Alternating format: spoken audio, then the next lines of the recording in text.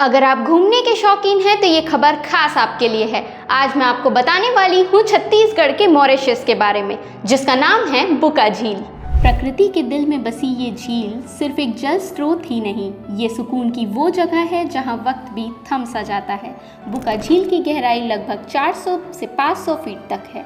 ये झील दरअसल बांगो डैम के जलाशय का हिस्सा है और चोरनई नदी से जुड़ा हुआ है। छोटे छोटे गोल्डन आइलैंड्स इसकी सुंदरता को और भी बढ़ाते हैं।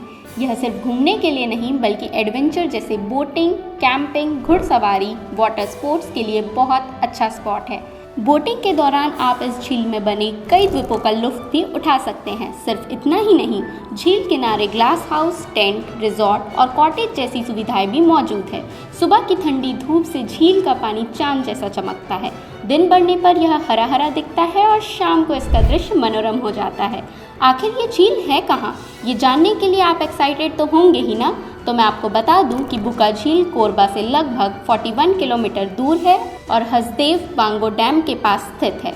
तो आप भी इस झील का आनंद जरूर लें। अगर खबर अच्छी लगी हो तो वीडियो को लाइक करना और चैनल को सब्सक्राइब करना ना भूलें।